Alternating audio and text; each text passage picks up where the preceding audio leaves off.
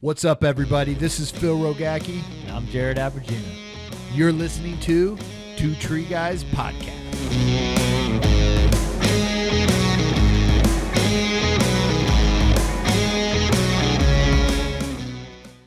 What's up, everybody? Phil Rogacki here with another episode from Two Tree Guys. Thank you for listening. We got Mr. Eric Saunders with us today at the Arbor Fest. But before we get into hearing about his story, we're going to ask, pay the fee. You know, it's I'm not asking you to send money, but if you do, we appreciate it. But you like it, you thought it was funny, you got something out of it, share it. You know, share it, put it on your page, and that, you know, this is how we grow the show. This is how we get more people like Eric to come in the studio and get on in front of this mic and tell their story and their wisdom and the history of themselves and kind of the future for where they're going to go. So we appreciate you being here, man. Have you done a podcast before? I have not. Dude, first podcast. All right, That's man. sure. Well, welcome. So let's jump right into it. Tell us a little bit about yourself, where you're from, and how you got into the industry. All right. Well, I'll try to keep it all brief because it's been a storied career.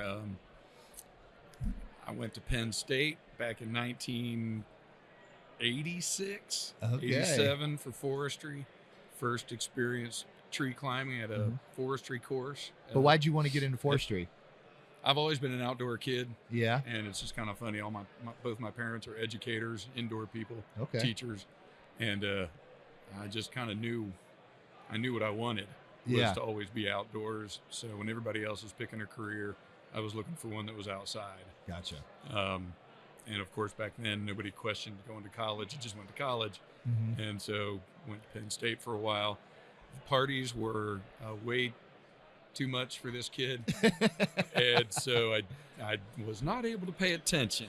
But man. I did pay attention at the tree climbing course. And long story short, college was too much for me. Gotcha. And I kind of dropped out on the encouragement of a professor. So They this is encouraged Professor Ken Swisher at Penn State back in 1988 must have been. And he said, son, you need to leave college.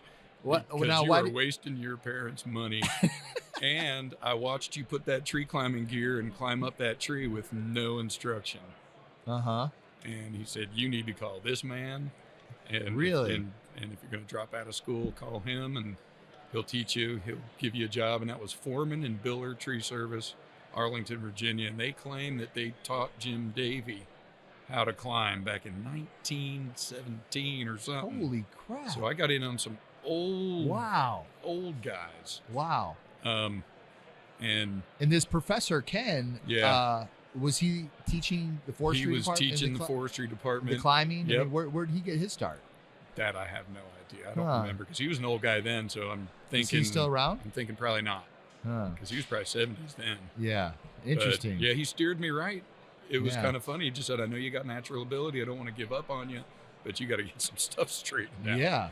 So the stuff didn't get straightened out for a long time, but I did find tree work. And I got trained, luckily, by a man who preferred arborists and arboriculture back in the 90s when that wasn't even really talked about. And so there were hardly any certified was that? arborists at that Who was point. that guy? Ken Biller, or Ken Biller? James Biller. James Biller. And yeah, you can look him up because he is an old-time fella at the ISA. Gotcha. Like he's probably like number 4 wow. for the Have you certified talked to him arborist. lately? I have not. It's been so long. 'Cause You should call him. it's been a long time. But Yeah, he he's probably not with us either, but No? maybe. Okay. Maybe he may have been pickled enough to be around still. Tickled enough. I like that. So now what? So then I'm going to just fast forward real quick, doing tree work there. He really liked me, Mr. Biller, Yeah. as a young man, and he gave me a foreman job at like 19 years old, which didn't really have that skill set yet, but Yeah. it kind of helped develop that. And I think he just knew I kind of was a natural leader with men anyway, working in the field. Because I guess I had that quality that a lot of people need to have, which is I'm not willing to make somebody else do something that I'm not willing to do. Good. I'm going to do it. Good. Dig the ditch, Yeah. climb the tree, whatever it is. Yeah. Shovel poo. So fast forward, I worked at Arlington National Cemetery after working for Mr. Biller for a while. Okay. He referred me to this government job that was coming up. I had no idea what I was doing, so he basically filled out The application got me hired by the government. Worked at Arlington National Cemetery under the horticulturalist there Yeah. until 1993. Okay. And at that point, I was already a certified tree climber. And I wish I had my patch on number 004, which is why I said that guy would be 4. Number 4 arborist. I am the 4th certified tree climber ever. Wow. Which doesn't mean squat because the test was so easy. We had to like tie 2 knots and like ring a bell. Yeah. And it was so fast and easy. And they're like, "Oh, son, you're a certified tree maintenance worker," is what we were called then. You're like, okay. We weren't even glorified with certified climber. We were certified tree maintenance workers. Gotcha. And that was the early day in the ISA. Yeah. But that got me indoctrinated into doing it right, learning science, learning from Dr. Shigo, God rest him, the guru of science and innovation in our industry. Got me to be safe. From working in the Arlington Cemetery, that's where making you, hey, you need to be a certified tree worker. You need to go through this. Yep. So that going to forestry, getting from Ken, kind of teaching you that education started, Arlington, and now you're on this path of learning. Yeah. Yep. Learning and being really fired up for just the nuts and the bolts of it. Like, I love chainsaws. I loved cutting wood. Always loved that. I loved working hard, and I loved getting off the ground. Now, why do you think that drives? Where does that drive come from in your life? Looking back, it's easier to say that a lot of that was my response to like early ADHD kind of symptoms. Yeah. That I needed to stay busy, and I knew it. And my grandfather told me, "You have to stay busy." Yeah. Because I was driving everybody crazy, and that was before. Do you still drive people crazy? Absolutely. Good. But in a little more controlled, a little more controlled, specific way now. Yeah. But yeah. So anyway, I think there's some of that. I think the hunger for knowledge comes from my parents being educators and teachers, being very intelligent people. My mom's a PhD. My dad does all kinds of stuff with education. What'd they think of you getting tree care? They were all for it. Yeah, good. They really were, because they could tell I liked it. Yeah. Because they could tell I was jazzed. And so, kudos to my parents for, realizing that this kid was a little different, needed to stay busy, needed something to do with his hands, And so where were we then? So then I got hired on at Arlington National Cemetery, like I said, Department of the Army. That was a really cool job, working in those trees, working in some of the most famous trees in the country, really, because I got to climb the Taft Oak. I got to climb the Arlington Oak. I got to update the lightning protection. Wow. Got to, really see firsthand the whole circle of like everything from turf to trees. So that was really cool. And then I was kind of tired of it, and I ran away. In '93, moved to Northern California. Yeah? Yeah, and out there, Where at? Totally on my own. I moved to a little place called Dinsmore, which is off Highway 36. Okay. It's about 75 miles from Eureka. Okay. On Highway 36. Gotcha. Up in God's country. It's beautiful up there. Out there, I did not do much tree work. I was running away from my own problems, and I was also wanting to live in Northern California as a tree man in the redwoods. Just far from the redwoods, but close enough. It was awesome. Awesome experience. I did wildland firefighting out there. So I was How long did you live out there? From '93 to 2000. Oh, good. So I always liked safe safe jobs. Yeah. Tree climbing, firefighting in the wilderness. And I was on the rescue squad out there too. Okay. It was so remote that you kind of had to be on the rescue squad if you ever wanted to get rescued. Because they needed to know where you lived, and they didn't know who you were unless you were on the rescue squad. So it was kind of part of that. And I'm just going fast forward through those 7 years because there wasn't a lot of tree work going on, although I did have an interesting interaction with Mr. Sillett, who wrote that book, Tall Trees. This was back in '97. I met a guy named Michael Taylor. Shout out to Michael Taylor if he's still out there. He was running around with, was that guy's name Steve Sillett? The first tree measurer of the redwoods, and he was physically measuring them for real before we had, laser ways of measuring the trees and everything. He was climbing them and offered me an opportunity to help with this project, but it was volunteer, and I had 3 kids living off grid, and I didn't volunteer for anything away from the home Yeah. unless there was Yeah. money involved. Yeah. So that didn't happen. And then, fast forward today, this is an internationally recognized book. I can't remember even what the name is on the podcast, but I think it was called Tall Trees. Tall Trees? The Tall Okay. Trees by Steve Sillett. And he's pretty sure he was a Californian. But that was just kind of interesting that I passed on that. While I was out there, I did some pretty innovative stuff. I was doing some wildlife habitat work. So we would climb Doug fir trees, go up 140 feet, blow the top out, make a raptor habitat. That was crazy stuff. There's just a gentleman on the last show, and he was talking about that. That's something he wants to do. It was wild. He thought it was wild. he wants to come to California and do exactly what you just said. Well, back in '97, there was like only one person that was teaching people how to do it, and this guy was crazy. He'd already fallen out of trees like twice. I don't remember his name. He owned a logging company out of Oregon, and he was doing this Bureau of Land Management contract. Back then, it was called Jobs in the Woods. Okay. So if you wanted to research it, it was Jobs in the Woods while Clinton Gotcha. was in office, and he wanted to help retrain loggers and people living out in the woods. And I was like, well, I are like a logger. Like I'm half logger, half, environmentalist and tree climber, chainsaws, but love our environment too. So kind of got into that as well. Man, you've No been doubt. all over and met some influential people in Really your life did. Yeah. to really kind of direct you. Yep. Yeah. I mean, to say that I actually got to meet Alex Shigo is pretty cool. Yeah, absolutely. Jim Biller, these other guys, the horticulturalist at the cemetery, his name was Jim Deal, D-I-E-H-L. What a wealth of knowledge. Man, he taught me more. He forgot more about fertilizer than any of us will ever know.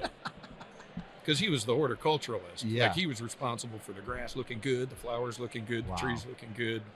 And the people that lived at the cemetery didn't complain, as the residents didn't, but the general sure shit did.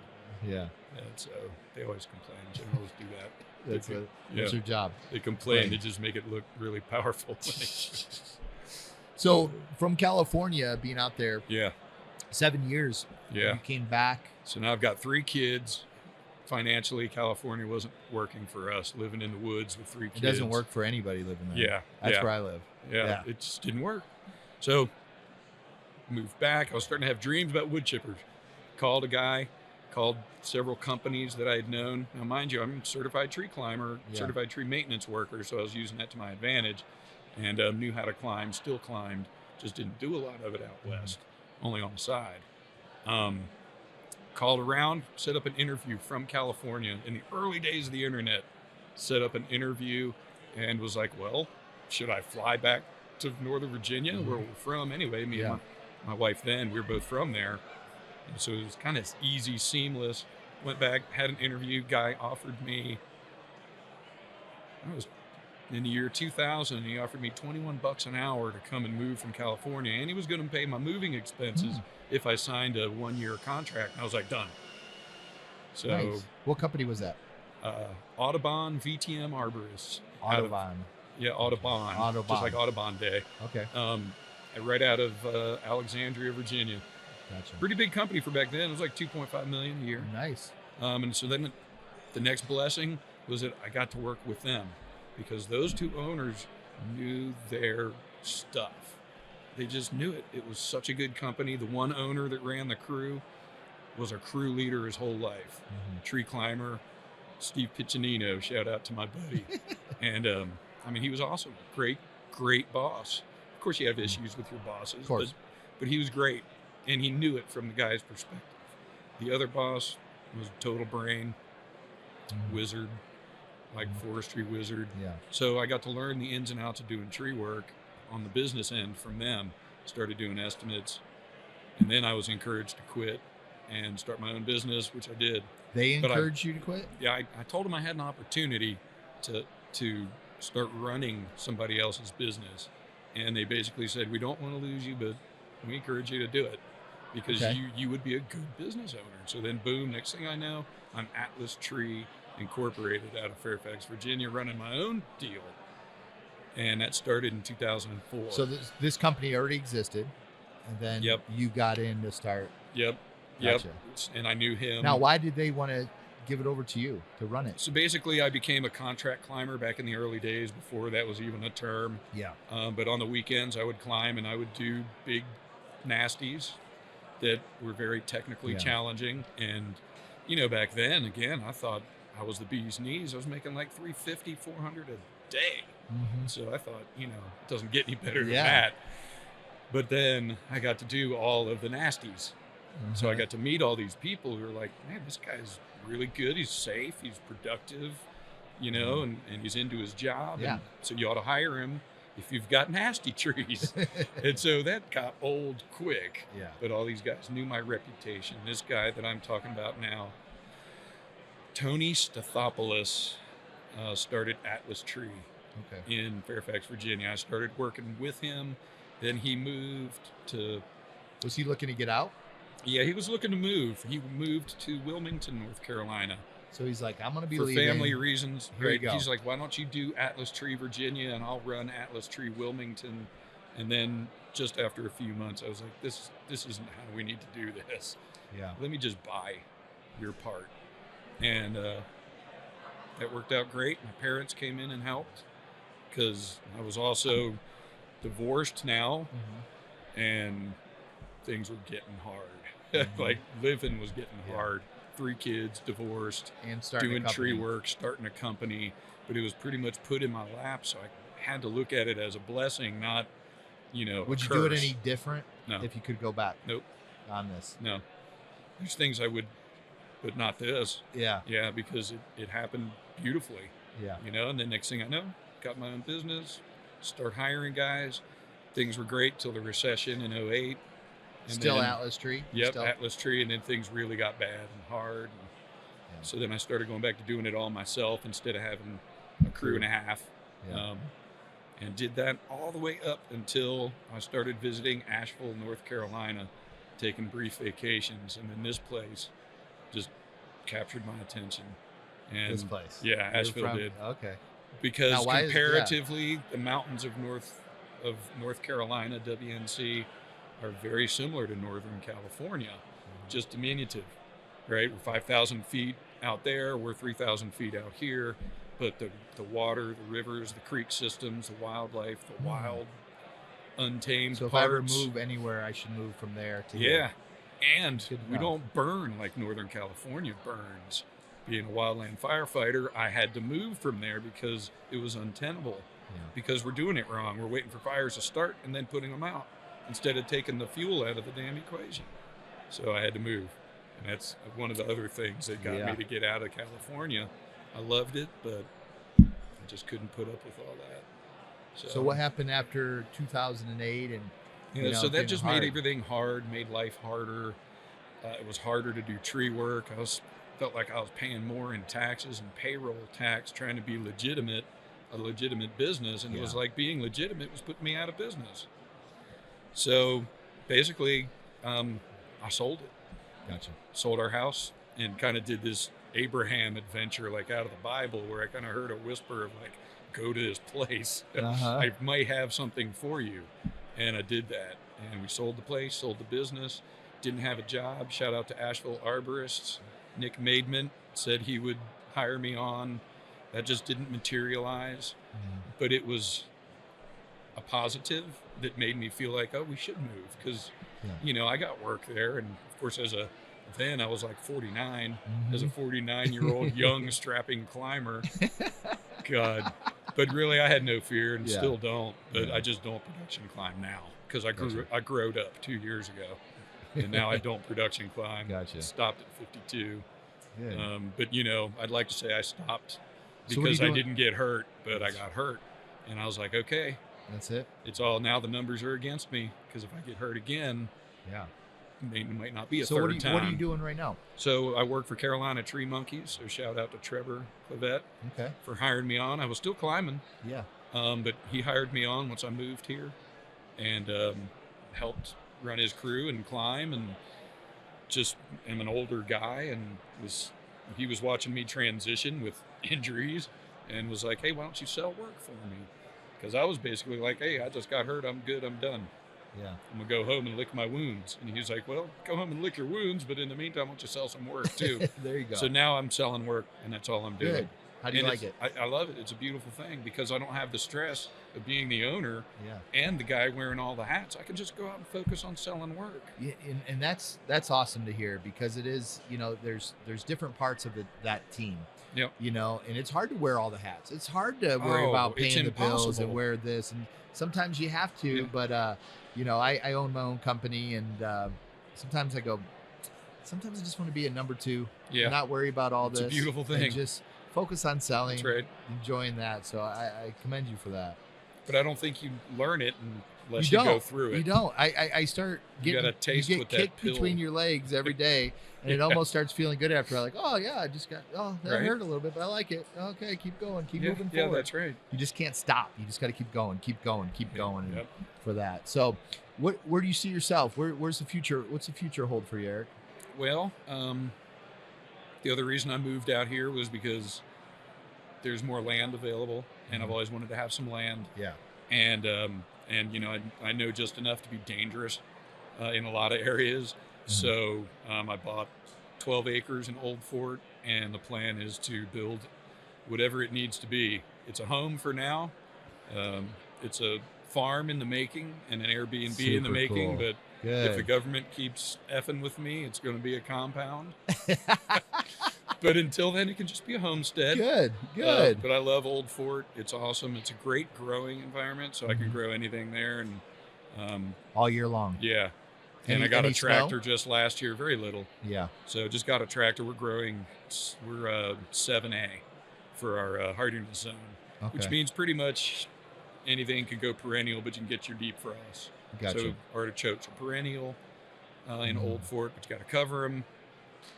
So unfortunately, like the two I had got vaporized this year. Oh They man. didn't cover them. But so that's what's in it for me. I'm going to continue to sell work. The culture at Carolina Tree Monkeys is great. Trevor's an incredibly good tree climber, very productive, very talented, and he's younger, so he's SRT, and Yeah. it's easier for him to train guys because I'm a double rope guy. Yeah. So I can teach rigging and crane work big time because I've done so much crane work, and it doesn't really matter how you get up there, really. Yeah. Once you're cutting huge Yeah. cuts, that's all the same. You know, it's how the thing Good. comes off the cut Yeah. that matters, not the knot you're using to stay tethered to the tree. But so I can see staying involved there part-time because that's what I'm doing now. Carolina long time. Tree Monkeys. The funny thing is, I went to Starbucks this morning and I was waiting in line, and the girl came and like, "What are you doing?" I said, "It's called Arborfest. You know, tree climbers and tree care industry come together and training and vendors and stuff." She goes, "Oh, tree work. Okay, yeah." She goes, "It's funny. My mom, they always call it Tree Monkeys." Yeah. And I go, "Really? That's a name?" And it was this morning. Yeah, Tree Monkeys. That's what we call it here. So it's funny to hear that. And then the company Tree Monkeys, I'm like, maybe it is. I here. don't know what Trevor knew. Yeah. But he's local and grew up around here, and Yeah. I don't know what he knew, but that name is so catchy, and Gosh. his logo. That's is the logo right there? fantastic. Yeah. Well, and Yeah. on here Don't too. take on off your clothes here. the T-shirt. Yeah. You No. know, I'm a tree guy. I just want to show it off. Ah, But that yeah. little monkey logo. Yeah. That's Nice. sweet. That's cool. Yep. So he's got a great work culture, and I can see staying involved there. Good. The crew foreman right now, a young guy named Charlie, he's doing a great job. Everybody's stepping up. They're training new guys.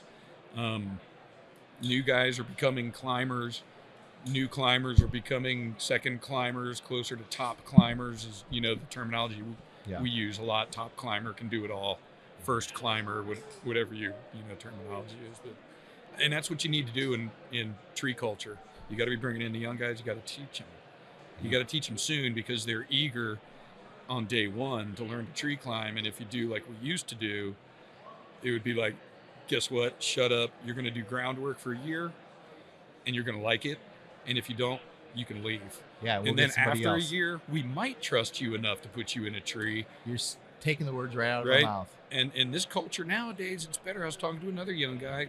Well, and David O'Neill, too. Shout out to him. He's in this training culture where that's essential because we got to capture the interest early, especially with these younger people, because it seems like you lose interest real quick. We need to change our culture of that, you know. It's got to be fun all the time, not like it looks fun and then, oh, I'm going to have to eat poo for a long time before I get to do anything fun. And that's, you know, yourself, other people that get in the industry, that's normally how they learn. Yeah. Throw you out there, cross your fingers you don't die. That's right. You're going to get hazed and beat up by your crew to see if you're tough enough to be a tree guy. And if you can make it, you're going to we'll teach you how to climb one day, but I can't teach you too much, because if I teach you too much, you're going to make too much. You're going to go somewhere else and make more money. So I got to keep you right here. Yeah. Instead of focusing on the individual and for them and teaching them. And guess what? If they leave, they get to take that and put that in Florida. Go put that knowledge in North Carolina, in California, and our industry gets better like that. So it's all of us. It's David O'Neill. It's yourself and individuals that start changing this culture for the younger generations that are coming in and giving them, you not have to go through what other people have gone through to get into this industry for that. Yeah. You know? And I tell you, I feel for so many people that would have made excellent tree care professionals. Yeah. But one of those things that you said happened. They got hazed, or the guy was like, hey, they're like, I'm not doing this. I'm out. Come here and work. Like my first tree job, I was making $7 an hour.